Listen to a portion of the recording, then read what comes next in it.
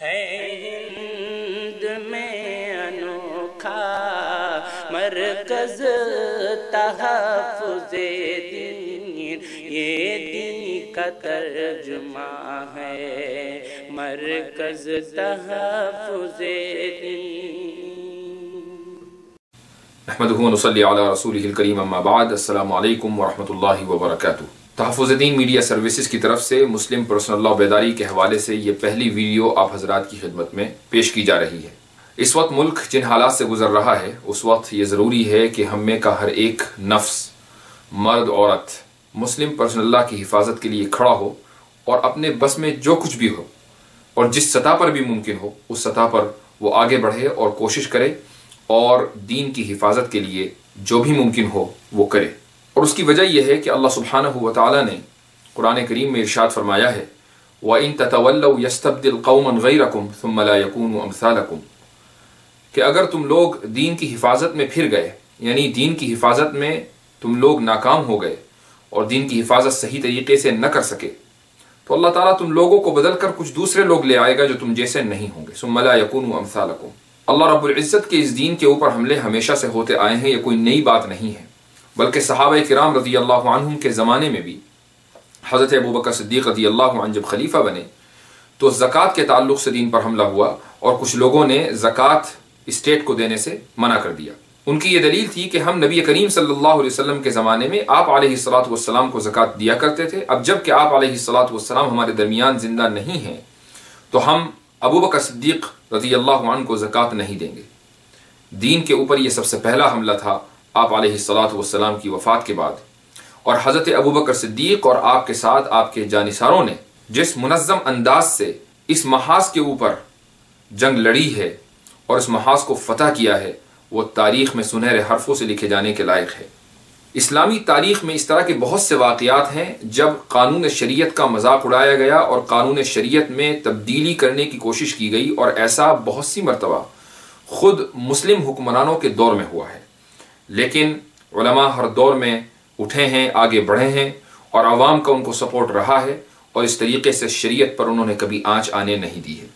آج تاریخ پھر اپنے آپ کو دہرا رہی ہے، اس وقت شریعت کے اوپر ہر طرف سے حملے ہو رہے ہیں۔ یہ نہ سمجھا جائے کہ شریعت خطرے میں ہے، دین خطرے میں ہے، اسلام خطرے میں ہے۔ یاد رکھیے کہ اگر سپریم کورٹ میں مسلم پرسنل لا کے خلاف کوئی فیصلہ آتا ہے، طلاق ثلاثہ کے خلاف کوئی فیصلہ آتا ہے، تو قانون تو یقیناً ملک کے اندر بن جائے گا، لیکن یہ ہماری اور آپ کی سمجھ بوجھ ہوگی اور ہماری اور آپ کی دینی غیرت کا تقاضا ہوگا کہ ہم کس طریقے سے اس قانون کے بننے کے باوجود اپنے اندر دینی بیداری لاتے ہوئے مسلم پرسنل لا پر عمل کرتے رہیں۔ مسلم پرسنل لا بورڈ کے سب سے پہلے صدر حکیم الاسلام حضرت مولانا قاری محمد طیب صاحب رحمۃ اللہ علیہ نے ایک بہت زبردست بات لکھی ہے، اور میں چاہوں گا کہ انہی کی زبانی آپ اس بات کو سنیں۔ انہوں نے بڑا تاریخی جملہ ارشاد فرمایا ہے، وہ یہ کہتے ہیں کہ قانون کی حفاظت یہ ہے کہ آپ اس کو استعمال کرنا شروع کر دیں، بس وہ محفوظ ہو جائے گا اور تم بھی محفوظ ہو جاؤ گے، لیکن شور مچاؤ کہ وہ رکھا ہوا ہے قانون، تو قانون کوئی بت ہے کہ جس کی حفاظت کر رہے ہیں، یا کوئی وہ تصویر ہے؟ سب سے بڑی حفاظت یہ ہے کہ آپ اسے اپنے اندر داخل کریں، اس پر عمل درآمد شروع کریں، تو آپ خود قانون مجسم بن جائیں گے۔ یہ بات حضرت حکیم الاسلام مولانا قاری محمد طیب صاحب رحمۃ اللہ علیہ کی سنہرے حروف سے لکھے جانے کے لائق ہے، اور واقعہ یہ ہے کہ جس زمانے میں حضرت نے یہ بات کہی تھی، جس طریقے سے یہ اس وقت 100% درست تھی، آج بھی 100% درست ہے، اور ہم میں سے ہر ایک شخص، مسلمان مرد اور عورت، اس کے اوپر یہ لازم ہے کہ وہ پرسنل لا کی حفاظت کی خاطر اپنی زندگی میں اسلام کے اور شریعت کے جو آئلی اور شخصی قوانین ہیں، کم از کم ان کے اوپر عمل کرنا شروع کر دے۔ قانون بنتے ہیں، بنتے رہیں گے، یہ حالات آتے ہیں، آتے رہیں گے،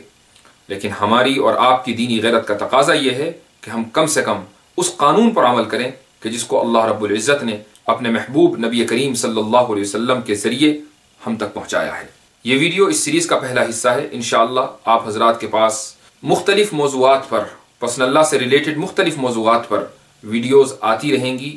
آپ حضرات کی ذمہ داری سب سے پہلی تو یہ ہے کہ ان ویڈیوز میں جو ہدایات علماء کرام آپ کو دیں، آپ اس کے اوپر عمل کریں اور اپنی زندگی کو شریعت کے اوپر ڈھالیں۔ دوسری چیز یہ ہے کہ آپ اس ویڈیو کو شیئر کریں اور زیادہ سے زیادہ ان لوگوں تک پہنچائیں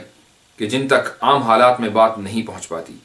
یاد رکھیے، جب ویڈیو آپ کے پاس آ گئی، ایک صحیح بات آپ کو پتہ چل گئی، تو اب یہ آپ کے پاس امانت ہو گئی اور اس امانت کو پہنچانا اب آپ کی ذمہ داری ہے۔ جزاکم اللہ خیر الجزاء وآخر دعوانا الحمدللہ رب العالمین۔ ہند میں انوکھا مرکز تحفظ